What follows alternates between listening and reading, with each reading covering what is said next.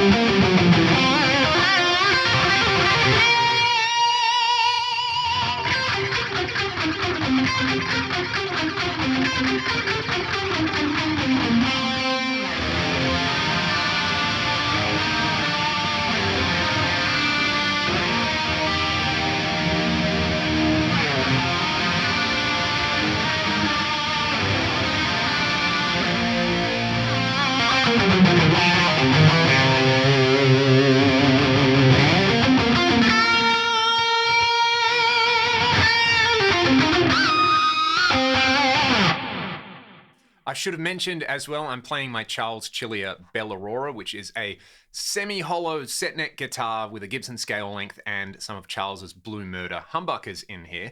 Also, I just kind of rolled through a few settings on the multi-tap delay. So for the lead delay, these first 2 delays are set up alongside with some chorus, basically as a widening effect, and then delay 3 and 4 are the classic dotted 8th note, quarter note, panned hard left and right settings on there. For the rhythmic delay, I've just got a dotted 8th note delay in there. I've opened up the EQ a little bit on there just to make it a little bit more prominent. There is a tiny little bit of time modulation on there as well. And then for the faux rotary sound in there, I'm using short delays on all 4 voices, and I'm using the chorus feature with a higher rate on there. So that's the FM3 preset. I use the far left foot switch as a tap function to get my scene 1. I press and hold that switch to get my lead scene. And then the middle foot switch I use in a similar manner to get scene 3 and 4. The far right foot switch, I've got tap tempo and then hold for the tuner. Does basically everything I would need in that context. But on the FM9, we can do even more on there. So the first thing I'm going to do is just expand the grid and move some blocks around. So you'll notice that I've got the pitch detune after the reverb. It's a pretty subtle difference in there, but you know, I just like the way that sounds. It's kind of like when people run delay after reverb. Some people go, why on earth would you do that? Other people go, I like the way it sounds. And if it sounds good, it is good. It's like the difference between using your right foot or your left foot to use a wah. One is just going to feel more natural. So that's why I'm doing that. The next thing that I'm going to do after expanding the grid here is I'm going to take the multi-tap delay. I'm going to drag it down in parallel, and I'll cable this back up. Now, a couple of firmwares ago, they added kill dry to this, which makes it so much easier to keep all the effects mixing consistent, whether you're running in series or parallel. So I'm just going to turn kill dry on across all of these scenes that I'm using in here. Nice and straightforward. So I've got that. So far, I'm going to hit save, and I'll just check that my lead scene still sounds the same.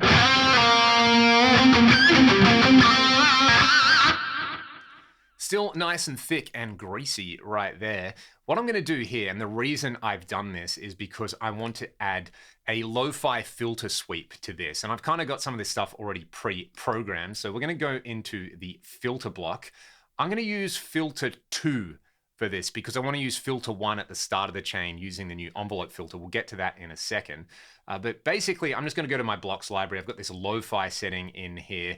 I'm also going to go to the controllers, and I'm going to load up my ragdoll stereo settings in here, because on channel B over here, I have set up the ADSR to auto trigger and sweep the frequency here. I just need to attach it in here. So I'm going to use ADSR 1. Another thing you could do, and shout out to my buddy Paul Bradshaw, who has a great YouTube channel, covers a lot of fractal specific content on there. Paul's done a similar thing, but using a scene controller. So you just attach a scene controller to go from 0 to 100 in here, but you use the damping in here to control the time, which I think is really, really clever.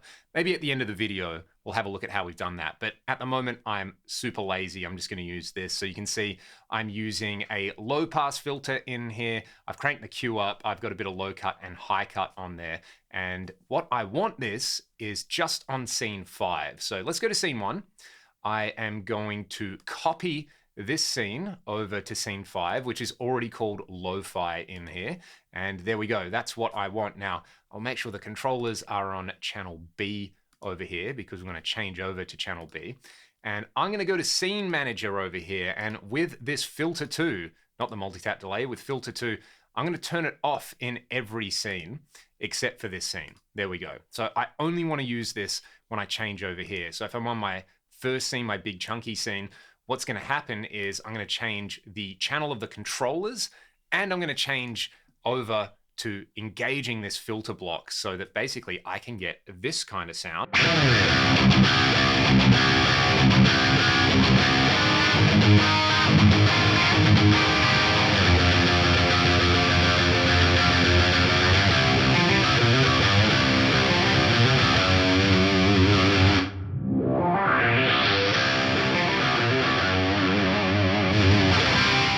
That is super handy. I don't use it that many times during the show, but it's always such an impressive effect. And having the controllers tab over here with the exact time that it takes for that section, I just timed it in the song and then plugged these values in. So I think I get a little over sort of 5 or 6 seconds total to play through a sequence and have this filter sweep up. Really, really satisfying. Next, let's go over to scene 6. And what I want to do here is I want to basically program a big dirty ambient scene in here, emulating the undulator effect from the Eventide Eclipse mod factor H9 and H90. Now, I actually went into the expert mode on the Eclipse and took a look at how this algorithm is put together. And basically, it is a Plex, which we have here in Fractal Land, running into a 16th note trem, which of course is very easy to set up over here. So I'll add a tremolo and panner.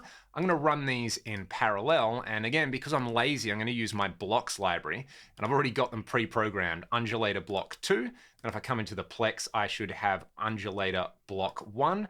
You can see that this one has the mix at 100%, mute effects in on here. Level is cranked up quite high. And this is what we get.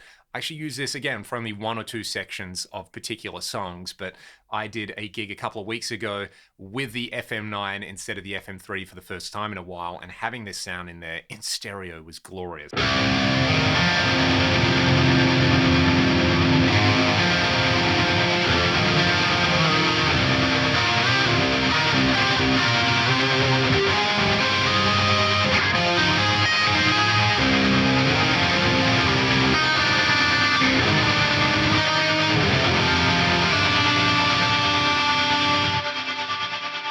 That's pretty fun, but I feel like taking it one step further. Let's go to the reverb block and change over to channel B. I'm going to bring up the Ursa Major reverb in here, which is a big shimmer reverb type. So let's take that. Let's go mix it 50% level at 3 dB to keep it at unity gain. Now when I do this, this is even more epic.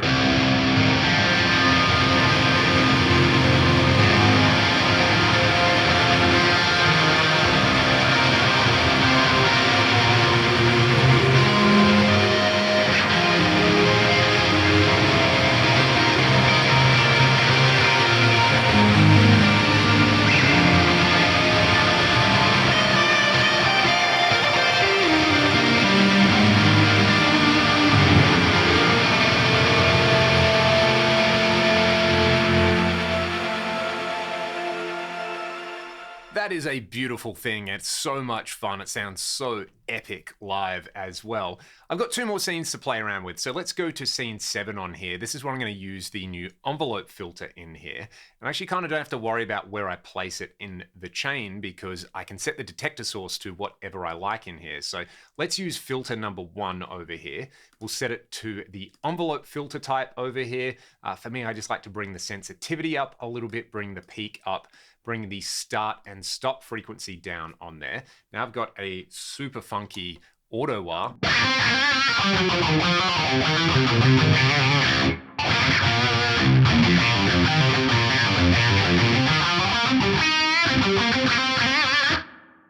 It's kind of got this wet squelch about it on there, which I really like.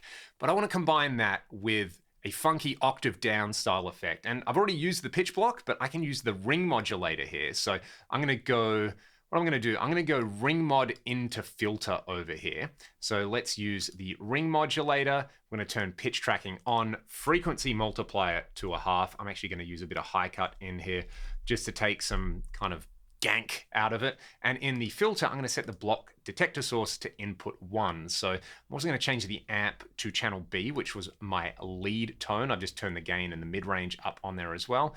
And you know what? While we're having some fun with this, let's turn the multitap delay on as well. I get this ridiculous lead sound now.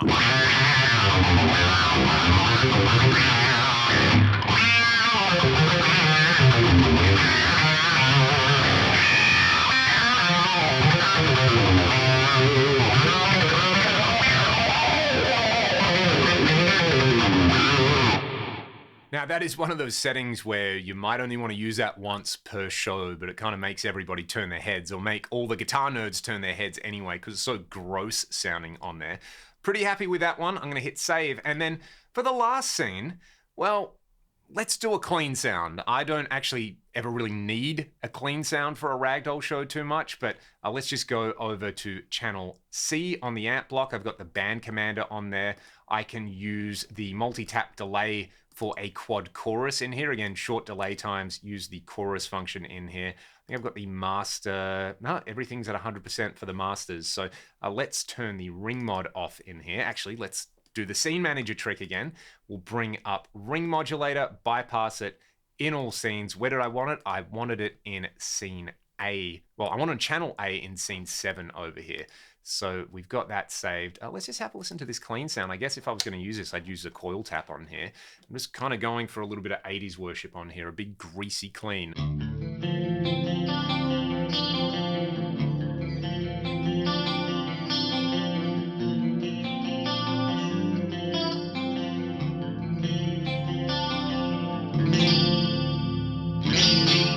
I guess if we were going to do an impromptu Whitesnake cover, that might be pretty handy on there. What I'm actually going to do is go back to scene 1 on here. So I'm using the London plate on the economy setting on the FM3. I really like the sound of this gold plate. So I'm going to go to my blocks library. I'm going to bring up this gold plate setting in here. So same time, I think I've got a bit of low cut going on here. Yes, I do in the reverb. All that's dialed in, but I've got on the ultra high quality, and that basically doesn't impact the CPU usage on the FM9. And I should be pretty good to go on here. You know, I mentioned some Whitesnake before. Whitesnake in drop C, what could I do? This.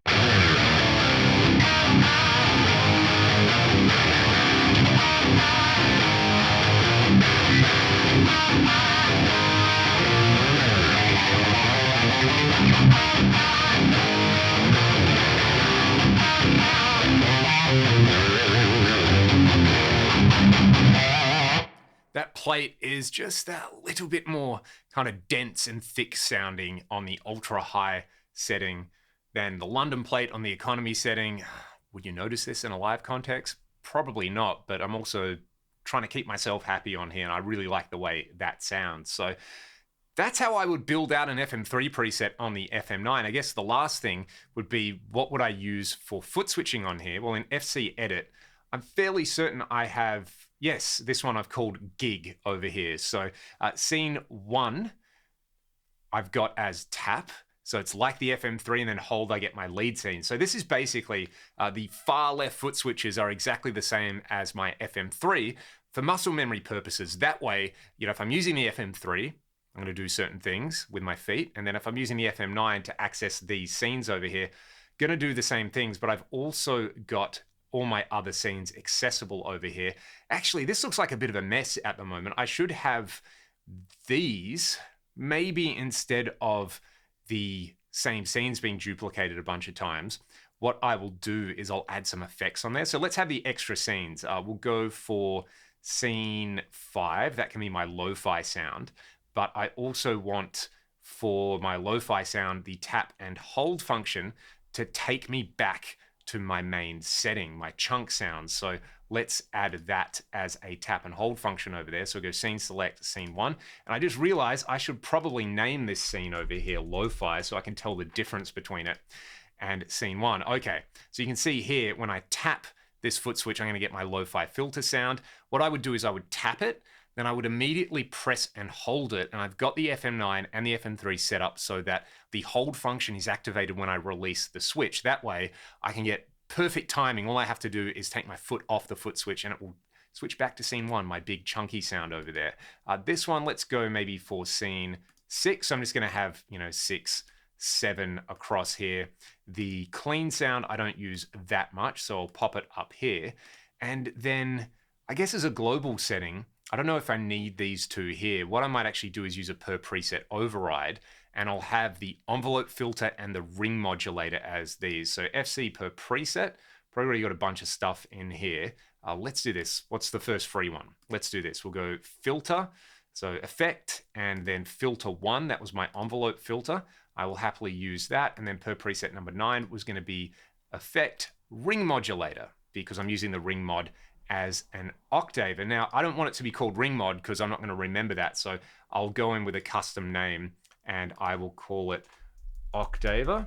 That's nice. And then I'm going to change the color maybe to, I don't know, what color's in Octaver? Purple? That'll do. And maybe we'll go pink for the filter effect. And I will give this a custom name and I'll just call it like AutoWire or something like that. Let's pump that in right there. Cool. Now I'm going to come back over to FC Edit. This is all freely assignable on here. Per preset override number 8 and per preset override number 9. So now I've got the AutoWire and the Octaver ready to go over here, which is awesome. And then I've got my 8 scenes. I've got the ability to add the AutoWire or the Octaver, which are in front of the amp, to any scene. I've got the filter sidechain to input number 1.